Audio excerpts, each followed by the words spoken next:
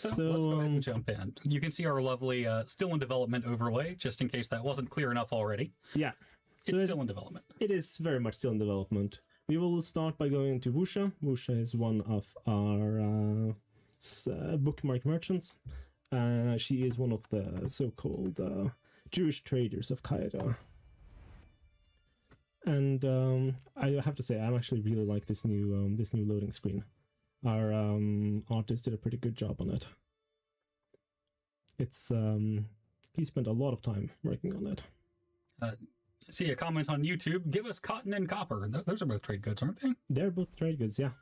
Fantastic. We have 46, if I recall correctly. We will just remove this. So yeah, we are a merchant. We don't own the land, but we are in the land. So we have our little our domicile in Kaido. That's where we start off. We have the Caliph of Kaido, of Egypt. He's our suzerain. Well, effectively, he's our patron, and that means that we do have like yes. Don't mind that. That means that we do have a contract with him, and we will officially like send him a little bit of money at the start, but we can change that. And there's a couple of small things you can kind of do around here. It's not something that is used that much yet, but it's basically just always a relationship that goes between the merchant and whoever owns the land at any given point. A merchant, of course, do have a merchant company. We can take a quick look at it over here. You start off and you have a couple of different purposes. We used to have 5. Until recently, we cut it to 4. We have not yet changed the GUI setup, as you can see, so it's very much set up as if there should have been a 5th one.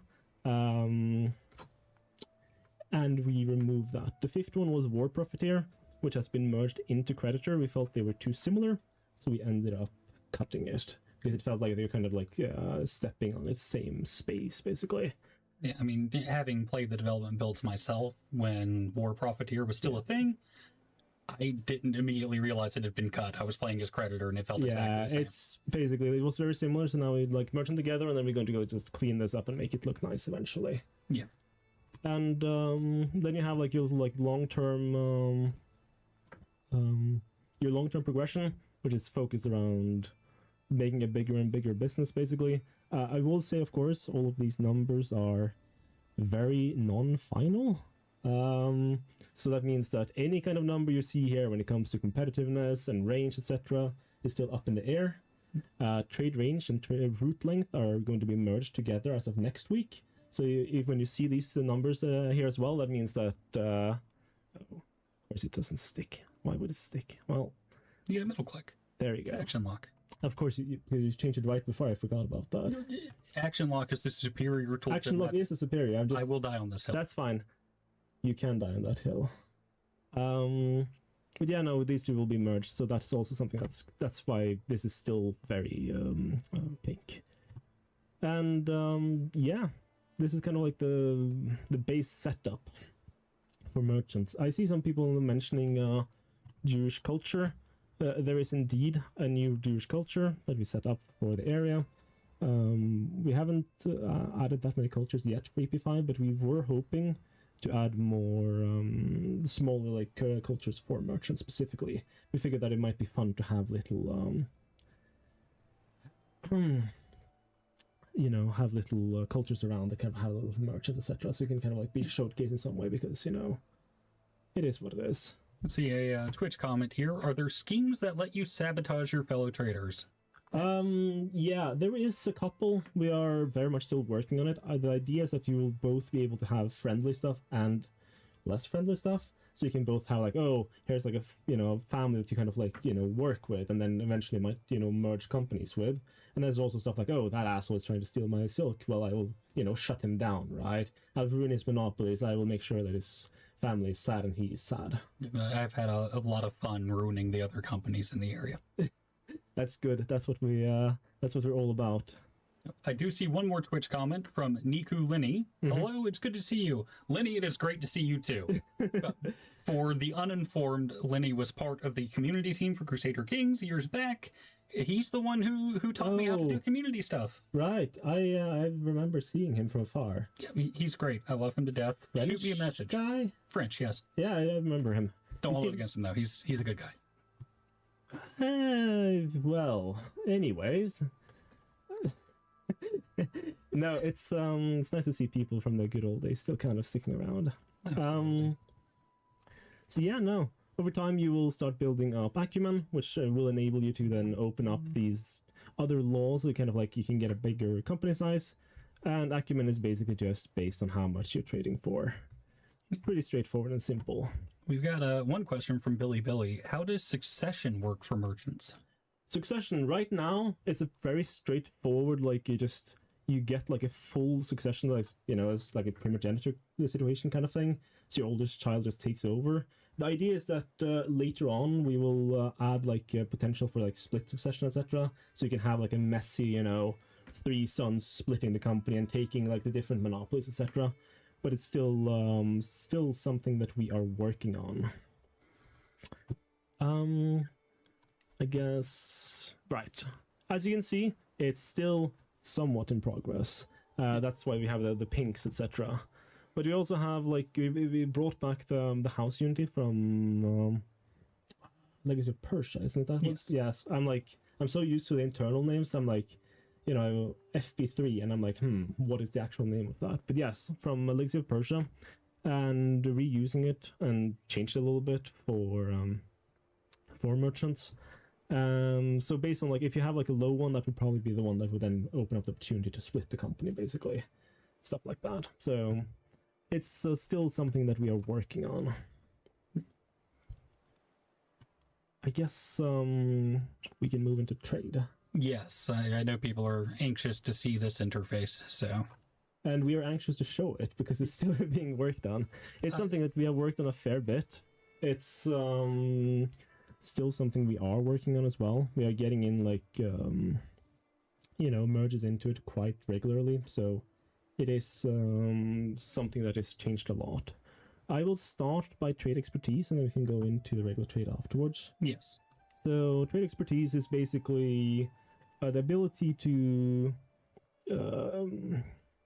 you know, level up your skills in a type of trade, basically. So you can be like, hey, oh, I'm really good, I'm like the best cheese trader. And then you will then slowly gain experience and actually be like, oh, yes, you are in fact. Yeah, so it's essentially a combination of your family's experience as well as their reputation for Exactly. trading. It's kind of like, oh, you know, if you figure that a family has been trading cheese for 50 years, chances are they know everyone who is important to know for cheese trading, and they have the contacts and they have the reputation, etc., right? And it basically, like, when you're setting up trade routes, the main trade good that you're trading will then create experience over time. And if you don't trade in it, as you can see we don't right now, it will then slowly go down over time as well. And then you have a little thing that will then give you effects per level. So it'll be like, oh, if you know, for every level that you get, you will then get better at that thing. So you can see that, you know, you're selling for a little bit more, you're getting better at buying precious stones as well, because if you're, you know, if you're good at precious metals, you kind of have like some side hustle, if you will. Yeah. And all of them have like then different effects that will go up. So you can be like, oh, I try to kind of like set them up in little like clusters, basically, so they feel like natural. So for example, everything that's food related is kind of like a cluster. You can see, for example, here we're also like, it reduced the prices of cereals and meats because you're kind of like attached to that trade as well, right?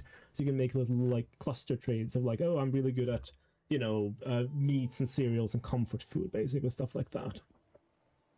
And that's just like, over time you'll kind of like get better at these different things. And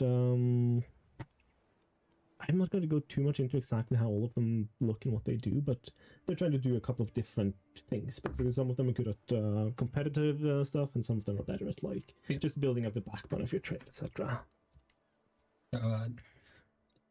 I've said it multiple times now, but to be clear, the interface is still in development before we actually go into viewing trade routes. Is this because of this, or because I'm going to open the trade route screen? Because I know as soon as we open the trade route screen, people are going to complain. But the trade route screen, as it is now, is set up for development, testing, and iteration, not for actively playing. Yes. How you interact with this system will be different. So please, don't freak out about the interface. It is still a little bit work in progress, all right. As you can see, there's like debug stuff, etc. We're having a big merge coming in next week as well, so everything keeps changing. So you have a new map mode. It's going to start in the trader grid by default because this looks very blank and sad. The idea is that we will start probably with the big focus one. So the way it works is that we have a map mode where the green is basically places where something is created and red is where it's needed. Pretty straightforward.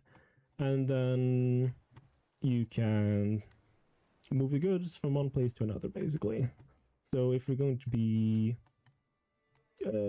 simple, we will just move basically what we have. We always start in Kaido. That's our home location, basically. So all our trades start from Kaido. And then we're going to move whatever we have here somewhere else. So we would wherever your company is located will be your home market, and your home market will always be the starting node in your trade route. Exactly. So it's like, you always kind of start from an area and you move out from there. Yeah. And then it will try to kind of like find a little like route. Right now, it's like the way it's set up is that it's just range based, like pure pixel measurement. From next week, we're going to change it to be province based instead. So that means that the trade routes will basically be easier to kind of like go across like sea provinces instead of like, over land, which also feels very natural. And you can kind of see that it follows the little like the routes that we have set up, right? Because with Silk and Silver, we also added like we added roads, so that's across the whole map now. So you can see, like, for example, if you look at the sea, you can see all this little like dotted lines, which is like the sea roads, right? But similarly, also like inlands, there will also be roads that passes everywhere. So those are dynamic based on trade routes, yeah. So the actual roads, like you can imagine that basically the roads that we have is set up statically behind the scenes, but then the level of them and how visible they are and how powerful they are is dynamic, right? So if they're used a lot over the duration of the game, then they will get larger and more important. So be like, oh yes, this is the place where all of the merchants passes through and start leveling up and become like a bigger, more noticeable road, basically. I know we showed off the underlying connected trade nodes for roads. Yeah. In a previous dev diary with absolutely no context whatsoever. And then we just quietly deleted it after an hour, so people thought it was accidental. But if you saw that image in one of our dev diaries of just purple lines going across the map, those were roads. Yeah. It's it is like I think like hundreds, thousands of there's a lot of them, yeah. So it's a very interesting thing. It's pretty cool to set up, and this also means that at least personally, I think the map looks a lot better now. They have this like dotted kind of like sea lanes passing through areas, which kind of like is where people will travel and do stuff, right? Which is kind of neat. See, one Twitch comment: are we going to see little carts and trading boats floating around, reflecting the main trade routes? Yes, you will indeed see little things moving around. Exactly how it works is like we're still working on it, but like the idea is that you will always see someone kind of like moving across your little trade route. So you'll be like, oh, I have a trade route from one location to another, from Venice to Florence, for example, right? And then you would see a little boat going from Venice out to the sea and then up to the mainland, and then it would turn into a little cart and then actually go over to Florence. Yeah. And then you would kind of like see that kind of like happening regularly. We're also talking about maybe having important larger trade routes also just kind of like not your trade routes, like trade areas kind of also show these things by default. So you'll occasionally just have a little cart like kind of passing through just to make the map a little bit more lively. Exactly. So it's like a little bit more stuff happens basically. Will war disrupt trade routes? War will. So if an area is sieged down, that will affect the market basically. So you'd get some sort of modifiers on the area that like, oh yeah, the general trade stuff is not that great, but there will be higher prices for wood and stone because they're kind of rebuilding the area after being sieged down. Yeah. So there's like I think it's raiding, sieging, plagues, and I think it's one more thing or something. There's like all affects like trade in that area. So it's like, you know, things aren't going that well, so it's bad. When I was doing my own playthrough the other day up in the British Isles, 867, the Vikings kept raiding everything and ruining my trade routes. Yeah, no, that's it's rough. I see someone asking about Vanua barter. So the way that the barter will kind of work into this is that whereas like raiding leaves bad modifiers for trade, the bartering leaves good modifiers for trade instead. It's anti-raiding. Yeah, it's kind of like the opposite. So like, oh yeah, we have dropped by and it will like improve the area for trading a bit. We haven't like massively changed anything about the bartering system, but yeah. It does impact trade. Exactly. That's at least the idea. And yeah, I mean, like I said, it's still kind of like up in the air exactly how everything works here, but you have like your little trade good that you're trading. You will have a little expertise that you get over time. You can see how much of your capacity you're using, how many of the goods that you can carry you are currently carrying, how many market stops you have, and how long the trade route is. Some of these numbers will be changed, and how they're shown, etc., will be different. But that's basically how it is. I see one question coming up repeatedly. Slave trade. Put simply, the commoditized slave trade that you're thinking of did not exist in this time period. The way we have set up the trade system is through a production model rather than a stockpile model. Yeah. They're produced and consumed simultaneously, so you don't have a big stockpile of slaves to ship off somewhere. It doesn't make sense for the type of system we've built. We're not opposed to depicting the realities of slavery where it makes sense to do so mechanically, but this ain't it. No, I mean, there's like, because there's a very much like a produce and use kind of setup with this trade system, it would be very weird if you had to keep like, you know, sending thousands of slaves to this one farm where they just magically disappear every month, basically. Yeah. It feels a little bit unnatural. Are there random events that can affect your trade routes? Yeah. Yes, there are. There's a fair amount of like random stuff that can happen, as well as you can see here. We have like we can assign a little trader. They will basically start going around on your trade route and start doing little schemes to try and improve it as well. Yeah. So it will be like we haven't gotten it quite in yet, but you'll basically like be able to see them the same way you see yourself with a little like map pin, and they will kind of like be moving around and doing stuff basically. Yeah, they'll be handling stuff on the trade route. Exactly. So you'll be like, oh yeah, they're going over there and they're trying to improve it for you. So that's kind of how it is. And the idea is that you will have a little thing down in the bottom left that can, you know, be like, hey, recommended good stuff. And then there will be like a little thing over here on the right that will be like, oh, if you want to fill up the rest of your capacity, you can fill it up with this, basically, based on what's already there. Yeah, unused capacity is just money you're not making, but currently we're limited to one trade good per route. Exactly. So how do we improve the amount of routes we have? Or yeah, it's a leading question. You know where I'm going with this. I want a segue. Thank you. Yes. Domicile.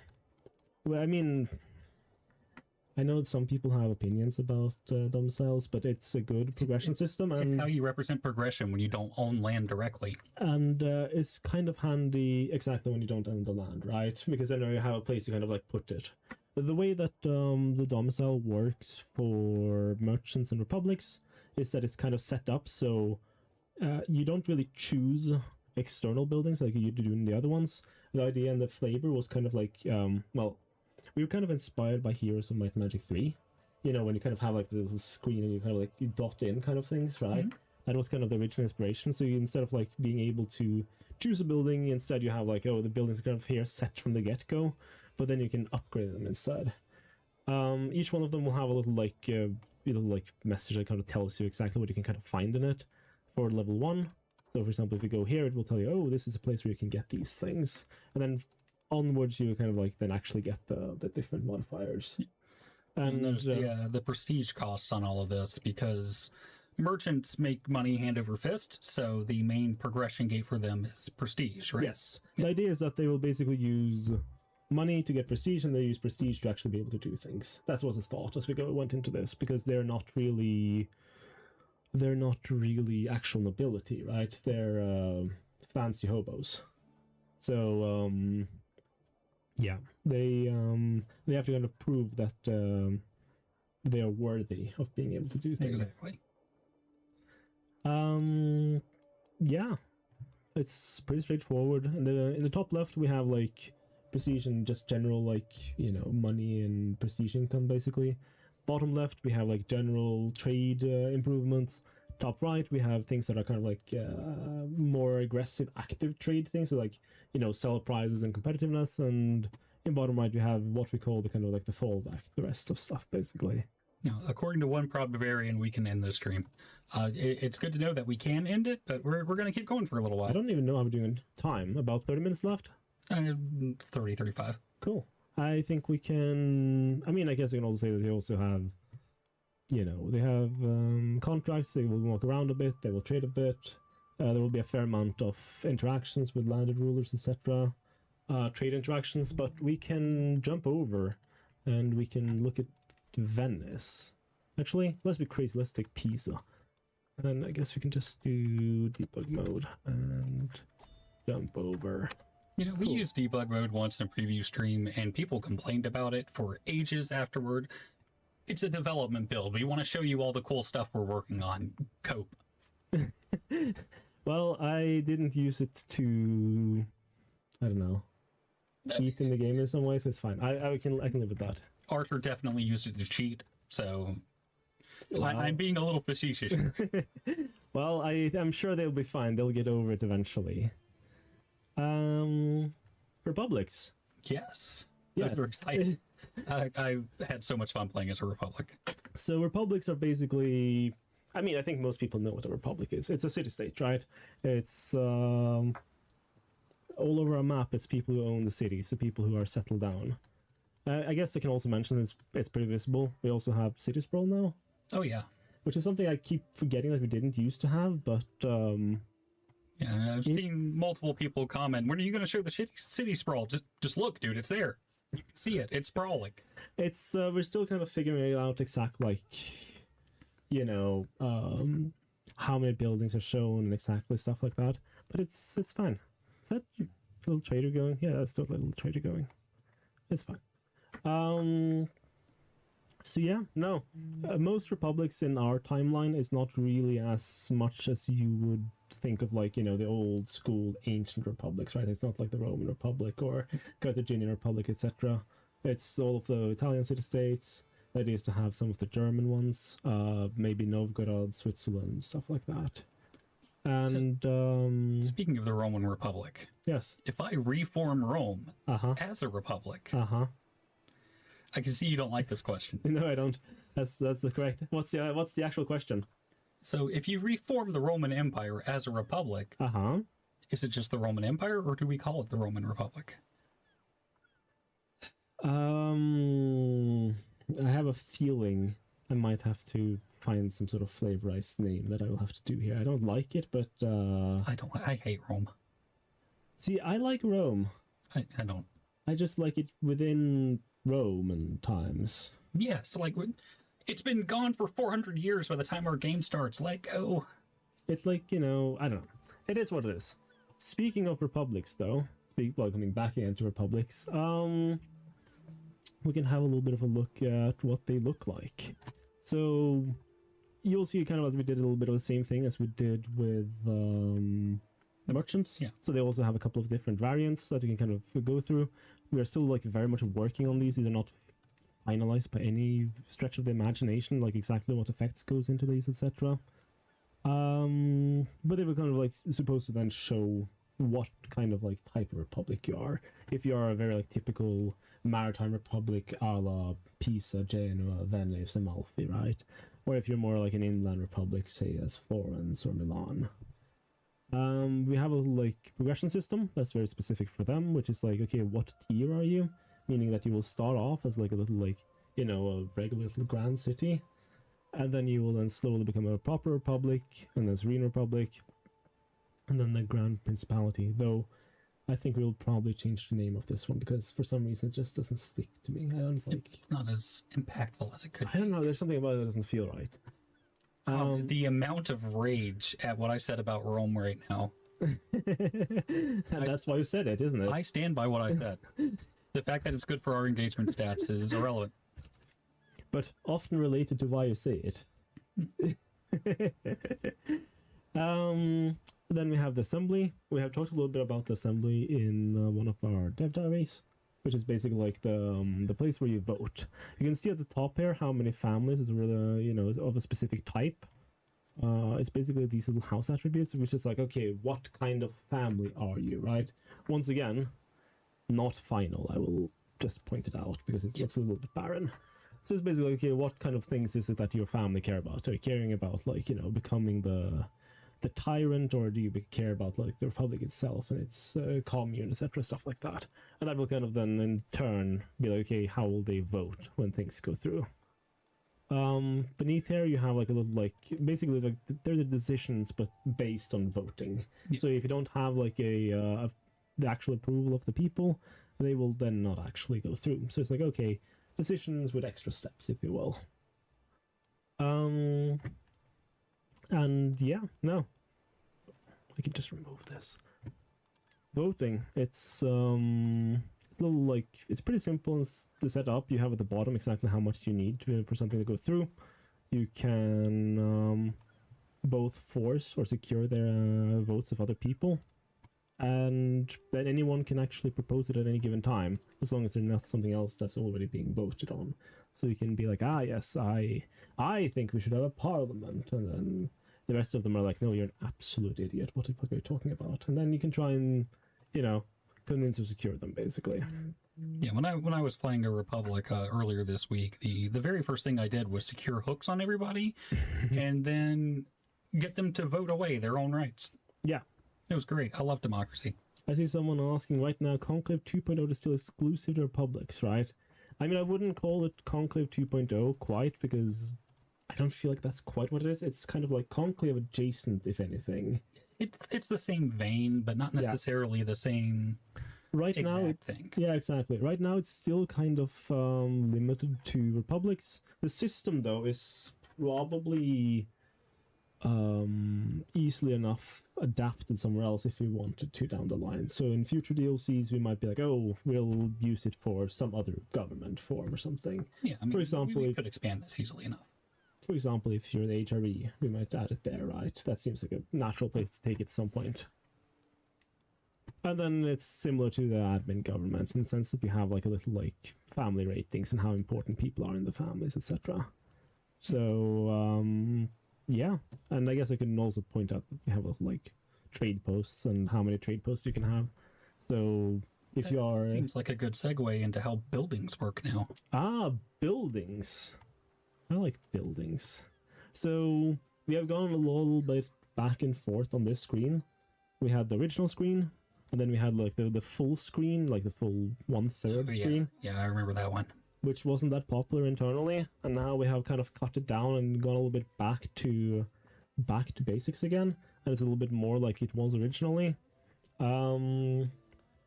So yeah, production. That's the main trade good that you're producing in the area.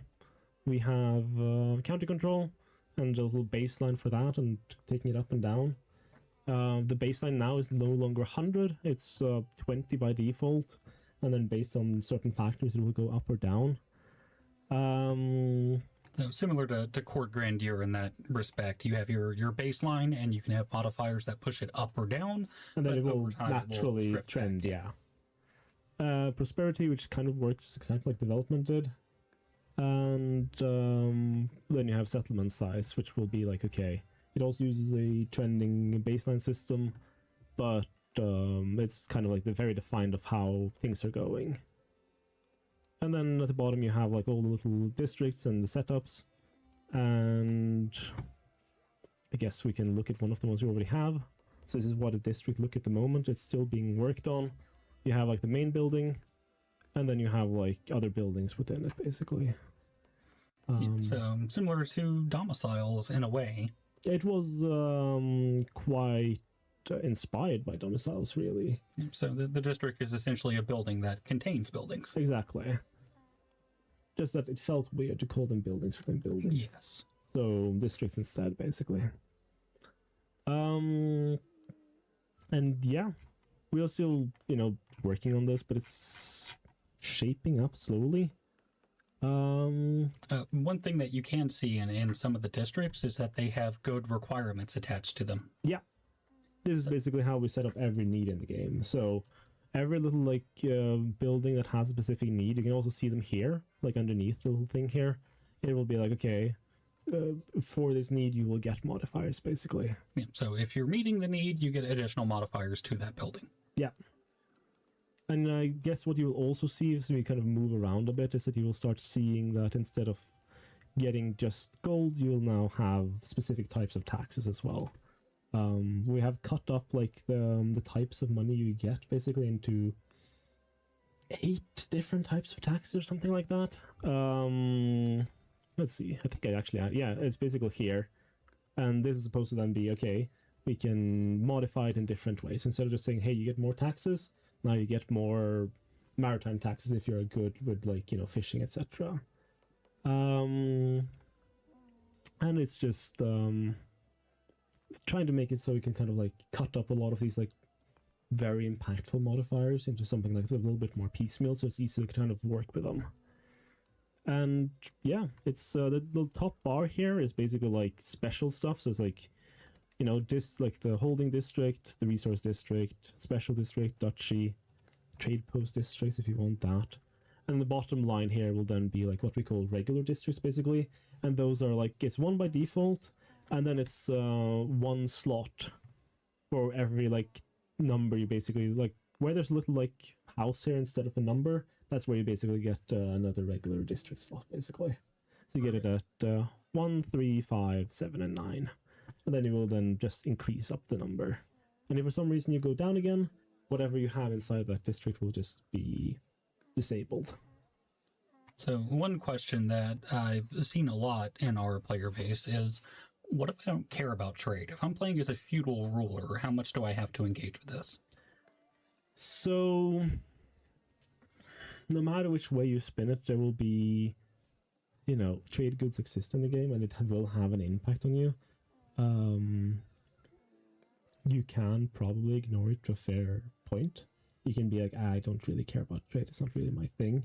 I'm more interested in just doing my thing. And I think similar to now, if you're someone who plays the game and you don't build buildings, you're not going to really have a lot of gold, right? You're not going to necessarily have strong men at arms, etc. So your game in that sense is not going to change. If you already think that building buildings is fine, that means you can still play the game just fine, and you can kind of you can still do fairly well. You just have a lot more opportunities exactly how you want to kind of put everything together and how you want to kind of configure your setup more or less. So now you have a fair amount of different kinds of districts that you can kind of build in here, right? Which will mean that the different areas of your lands will feel a little bit different. I see one good question from Twitch. Could there be an automation option for trade? So the way that we have kind of decided to do it, we haven't put it in yet. It's something we will start working on from next week onwards. Because right now, landed rulers have a smaller form of trade, basically. But from next week onwards, we will basically change how trade works for them. So they will have more of a moving goods within their own realm kind of thing. So it's more hey, I have iron over there, and I will just move my iron over here instead. So it will be less trade and more just connecting your lands, basically. And making sure that your lands kind of hook together in a good way. Or rather, I guess, your sub-realm, to be specific, right? In that sense, then our goal has been to say that, if you're playing as a landed ruler, you should spend approximately 5 seconds on trade. Whereas if you're playing as a merchant, you spend 5 minutes on trade. That's kind of been our mantra. So it's okay, if you're someone who's an actual trader, you should care about trade, and it's actually very important for how you play. If you're a landed ruler, you should be, I have this land and I have this land, and you just smack them together and you move on every day, and that's it. And then you will care about trade within the aspect of hey, I'm building my lands, but that's kind of where it stops, basically. Yeah, I've seen multiple people ask, well, what if I don't care about trade? Don't play as a trader. Yeah, that should be, that should basically be how it works. I see someone asking, is the AI adapted to the new changes? So right now, my understanding is that the AI is approximately as good at buildings as they used to be, if not slightly better. And we're still working on improving them. So, I mean, that was one of our goals going into this, is that the AI be able to engage with the system effectively. And we're also kind of trying to like minimize the gap between player input and AI input a little bit, because the AI has always been set up not to play necessarily in a very smart way, but in a way that feels very natural. Which means that as the AI is specifically set up to always build city walls, for example, it's always like, yes, I'm a good feudal ruler, I will set up the walls and protect my people. Which is, you know, it feels natural of what they would do in real life, but the walls are kind of bad. Whereas now it's actually like, okay, you are supposed to be incentivized to potentially have walls, and they, you know, you kind of like what you are playing and what they are playing is closer to each other, basically. So I think that's been one fundamental disconnect, is that the AI is not playing the way a player would. They played the way a medieval ruler would. Yeah. So I think that, if I'm not mistaken, it is as good, if not somewhat better than it was beforehand. And I would say that across the board, it feels like the gold values have been improved from what they used to be as well. Though, of course, with all of the building chains that we now have in the game, there is we're still trying to find like those, you know, those broken permutations that people could in theory have, right? Because of course there's always like, I think we have like 200 plus new building chains now. Yeah. So there's like there's a whole bunch of new building chains, and like, okay, I'm sure there are different variations that can still break it, but that's yeah. See one question, they're talking about border changes in Italy. We've shuffled up the map of Italy a little bit, haven't we? Yeah, we have shuffled it a little bit, so you can see it a little bit if you move a little bit in. It's we moved things around a little bit for Italy specifically, so we could have more cities inside of it, kind of like city-states inside of it. So, for example, now we can see Amalfi. You can see Rome versus the Vatican, for example, so you can play as, like, if we wanted to, we could be, like, you know, we can play as, like, City of Rome, and we can then have the Pope as our liege. So you can be like, yes, I'm it's kind of the city council.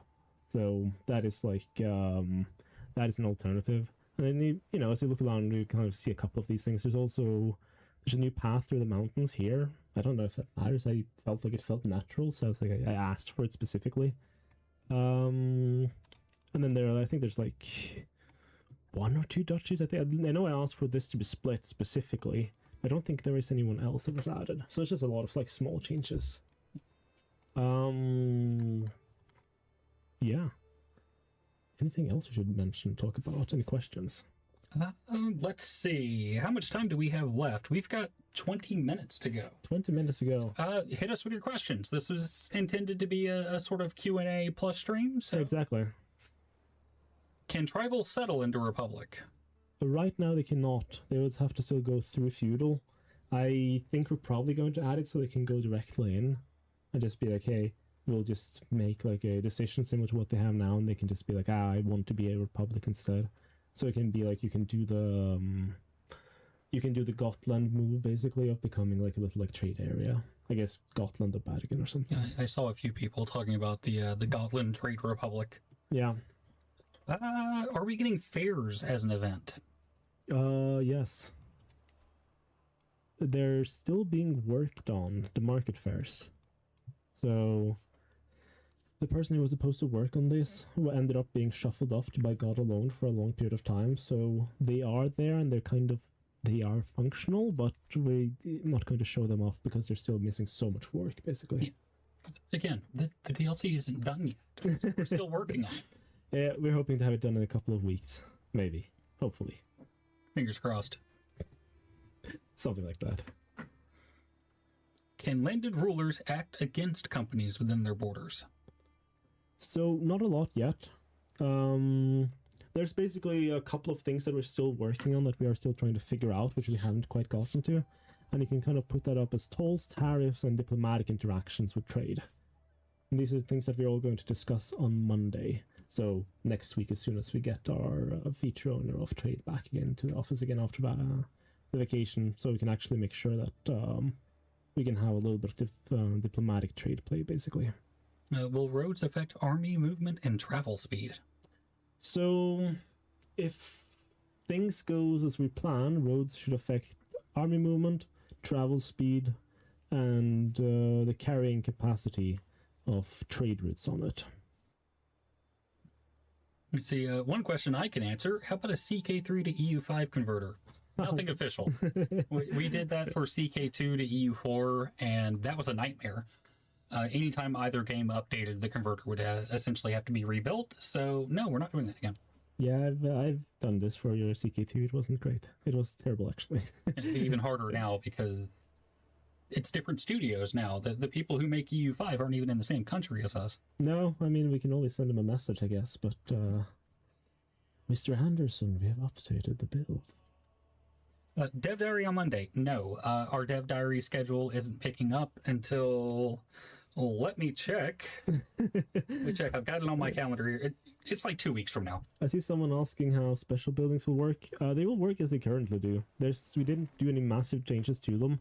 So we have kind of wrapped them into the new system of districts, but they still work the same way they always did, basically. So we haven't changed them particularly much. One thing I want to mention, because I have seen it myself and I loved it, building queues. Yeah, we have building queues. I love that so much. There's still some bugs etc. related to it, but we do have a little building queue system where you can queue buildings. I wonder why there's 2 of these now. Oh, it's because of Treasury. That's why. But yeah, there will be building queues. I saw someone please address performance questions. I will say that at least regarding performance on AP5, I think it's currently 10 to 15% slower than live is, which is a pretty good state for this time of development. Yeah, we'll drive that number down as we get closer to release. Yes. Like we had a lot of questions about performance for All Under Heaven as well, and we didn't want to answer them when they were coming in because performance is not final until like the very end. Yeah. So any comment we make about performance right now will not be valid a week from now. It's a constant thing of development, and it's actually a real challenge because even when things are going well, you add like one new feature and suddenly something is off, and who knows, right? Yeah, it's a game with millions of moving pieces. So, yeah. Fortunately, we have some incredible programmers on our team who's focused solely on performance. Yeah. I see someone asks about how to build roads as a rule without being a merchant or trading. At the moment, you don't. It's still a little bit up in the air if we will allow you to do so at all. For reasons, really. It's to be able to actually have the game set up properly and work properly. It just it was a nightmare if we tried to do it on all of the province. So basically, how roads have been set up is that they're basically set up between markets. So you don't have a road that goes from, I don't know, from Rome to the Vatican. You have a road that goes from, you know, the Vatican up here, for example. So they're set up between like the duchy capitals. So it's just, they're set up for trade more than they're set up for rulers, really. How are cultural traditions affected, such as maritime? We are still going through culture trads, and it's unclear exactly how all of they will work, but we are like making an effort to go through a bunch of them and adding like different trade effects, etc., to make sure that it actually works. Out of all the goods you've traded in testing, which good is your favorite? My personal favorite? Silver. Everybody wants silver. It's easy to get. It's expensive. It's valuable. The answer is salt. Salt is great. The fun fact is that right now, before I move on, basically every trader in Venice thinks that the gold is the best stuff ever. So all of them trades in gold, yeah, which means that all of them are splitting up how much gold each person can trade. So they have like 6 gold bars each or something, which is just kind of silly. And that's where trade competitiveness comes in. Exactly. If you have a higher competitiveness than another trader in the same market, you get access to more of the goods in that market. Yeah. So I guess a cool thing that's also haven't mentioned, you will now see little trade routes on the actual map. Because, traders and merchants, republics don't really use the map as much as the others do. So, as you get closer, you can kind of see little, dudes traveling on, things, etc. You zoom out, you can just, turn into this little, thingy. What we call the trade octopus. Which is, supposed to be this, this sprawling kind of thing when you get larger. I was playing as a merchant in Japan yesterday and had 8 trade routes going, and it did look like an octopus just stretching out from Tokyo into exactly China, Korea, Indonesia. So that's supposed to be a little cool thing. So trade competitive works kind of like trade advantage in EU5. Now I have played a fair amount of EU5. I don't remember exactly how trade advantage works. Trade competitiveness is basically just imagine just two numbers checking up against each other. So if you have 100 wheat, for example, of some kind, some cereals, and you come in with 60 and the other person comes in with 40 competitiveness, you will take 6 of them and you will take 40 of them. It's basically splitting the amount of production based on how high your competitiveness is. So it's a pretty equal, simple thing. And playing as a merchant, there are a litany of ways to increase your competitiveness and attack the competitiveness of competing merchants. Will there be an English parliament? No. Not yet. Right now, the entire assembly system is just for republics. How many goods are exclusive to specific regions? I assume silk is one. Any others? So, what we can do for good measure, I guess. So, on the left here, we have all of the trade goods in the game. I think we can do something sneaky. Because trademark. No, is it not this one? It's this one. No, it's not this one either. We had one that was specific for. Is it this one? Maybe this is the one. So is it? That's trade good. So here's little setup for all of them. So if we want to see where the different things exist, basically, we can hook them in and hook them out. So you can be like, okay, this is where stone is created by default. Spices is, for example, pretty much only in the east, right?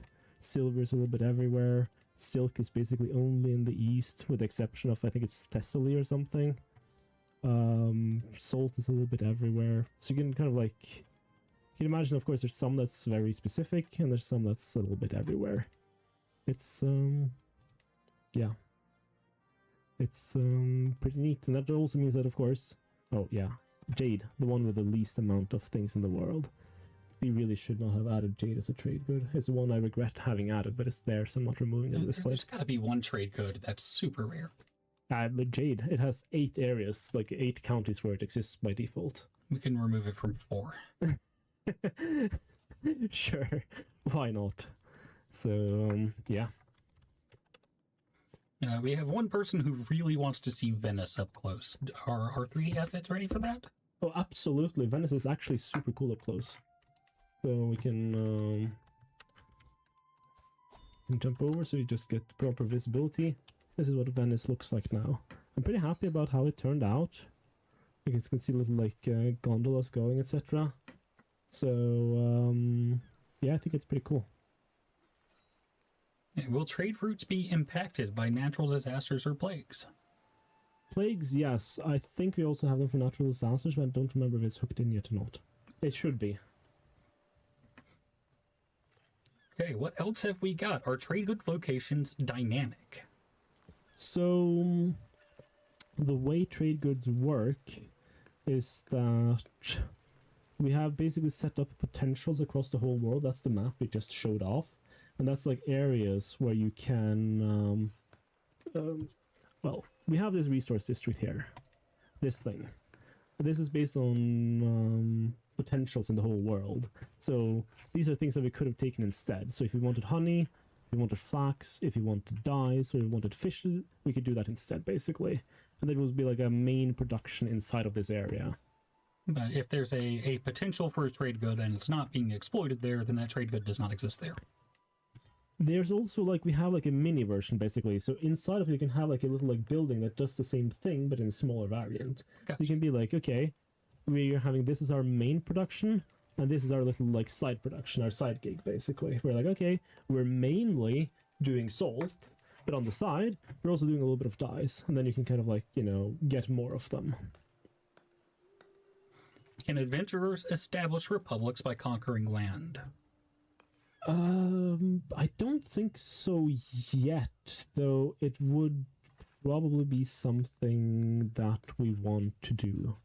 I'm not entirely certain how we would hook it in, though, because I think it's just when they get land, it just like automatically change. So you would probably have to be like a typical, like, hey, you settle down and then you change into it afterwards. It'd probably make more sense to shift them into merchant and then from merchant into republic. Yeah, lamps and merchants can basically like switch pretty freely between the two of them.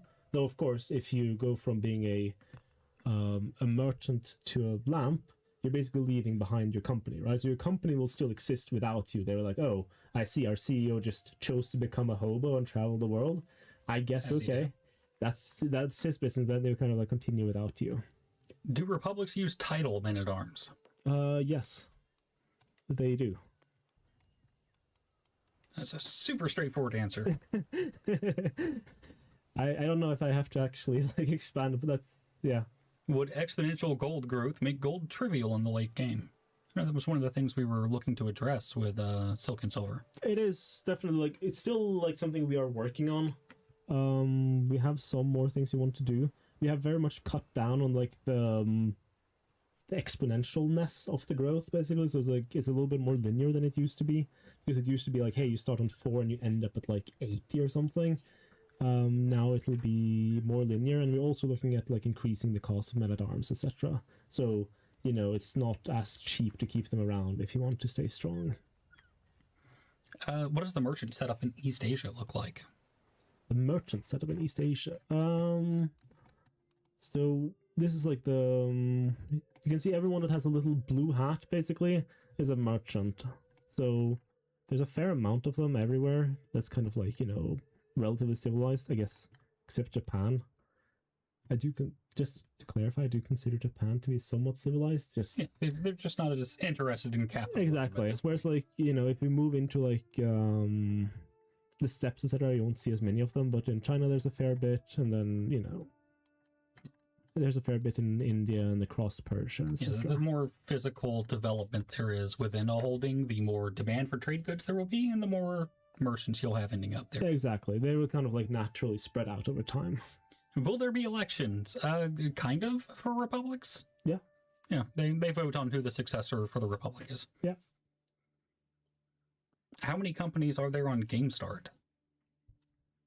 I want to say like 200 or something, but we can probably check it. And just to contextualize that number for everybody, we have like 40,000 characters at GameStart. 200 is nothing. Oh, right, because it won't actually show the number. This says 2,000, that seems way much. An unknown number between, yeah, these are like... Well, those will be company members and not necessarily the company leader. Yeah, we want actual... 341 is the number we're looking at the moment. A lot of people asking about the Silk Road. That's not fully implemented yet. With So basically, I can talk a little bit about it. So from like the way we set up our development is in different phases. So we start off with like pre-production, and then we go into production, and then we go into what we have just ended up in now, which is called iteration, and then we're going into like pre-release and then actual release, right? We always said that Silk Road was going to come in during iteration. So it's one of those things that we're trying to figure out right now, how we kind of want to tackle the Silk Road, basically. So it's still a little bit unclear. We want to do something with it, but we haven't really decided the details yet. It's planned, but we can't talk about it yet because it's not ready. Again, in development build.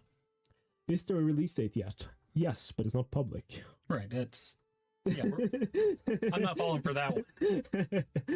I mean, we've had like the release date in mind for a long time, but yeah, once we're 100% sure we're going to be able to launch it on a given date, yeah, we will tell you what that date is. I mean, we have like a setup for this as well. I don't think this is something that people know, but basically we have like a date that we're aiming towards, and then we have a meeting where we decide if we can go for it or not. And then if not, we will then change said release date and move things around. And if we do, well, then that's the release date and we will announce it publicly. Because announcing delays sucks, so we don't want to do that. So yeah, we wait until we're pretty damn certain we're going to hit that date before we say it. Can adventurers form companies? Yes. If you mean merchant companies. Is there a unique merchant situation in Venice or otherwise? No, there is not. There is a new situation in general, which is the Guelphs and the Ghibellines. But that's the only situation we're adding with Silk and Silver. Yeah, that one's still very much in development, so we're not going to talk too much about that. Any new great projects? Not yet. We have like talked about occasionally like adding some stuff for Republic, so they have something more to spend their money on. But we have not decided on anything regarding great projects yet. Would Galadriel really have been that bad if she had taken the ring from Frodo? Yes, she told you outright what would happen. She would have been pretty bad. I feel like you're being negative. I'm always negative, especially about elves. Okay, that's fair, actually. Let's see. Any major cities added in regions outside of Italy? No. I don't think we've done any. We have only changed Italy so far. We're looking at maybe making some tweaks to Germany and the German area, but that remains to be seen if we go through with it or not. We are just about out of time here. Yeah. So let's go ahead and wrap this up. We will show off more Silk and Silver at some point in the future. Nothing scheduled yet, though. Thank you all for watching. Super excited to be able to talk about what everyone's been working on here. Dev Diary's coming back in a couple weeks. Yes, it should be back soonish. And if people like this format, we can try it again. Though, of course, we have less things to talk about next time because we kind of showed off the major things. So, yeah, I don't know. Maybe we'll do something. Well, we can show more about the actual playthrough. Yeah, maybe. We just did a high-level overview. Exactly. Maybe we'll do that. So it's like it's a little bit stability-wise, but we can see. Yeah, I mean, we want you to know exactly what you're going to get with this expansion, so we will do our best to ensure that as much information as humanly possible is put into your hands. Yeah. One more question. What are your thoughts on the Eldar? Cringe. Yeah. And on that happy note, I guess we're ending the stream. Yep. Thank you again, everybody. We will see you later. Thank you. 游戏中存在哪些破坏其他商人的计谋？他们是如何开发的？游戏包含允许玩家破坏同行商人的计谋，既有友好的，也有不太友好的互动。这些想法仍在开发中，玩家可以参与家族合并或破坏其他公司垄断等活动。游戏中商人的继承如何运作？目前，游戏中的继承是直接的，类似于长子继承制，孩子直接接管。然而，开发团队正在努力增加分割继承的可能性，允许在家族成员之间进行更复杂的垄断分配。什么是贸易专精？它在游戏中如何运作？贸易专精是提升贸易技能的能力。随着你进行贸易，你获得经验，增加你在该贸易中的熟练度。每升一级可以提供诸如更好的销售价格或更熟练的购买宝石等好处。贸易专精是你家族经验和他们在该贸易中声誉的结合。贸易路线界面和底层道路系统正在做哪些更改？当前的重点是完善贸易路线地图模式，绿色区域表示生产，红色区域表示需求。界面正在从基于像素的范围测量改为基于省份的测量，使其更容易穿越更远的距离。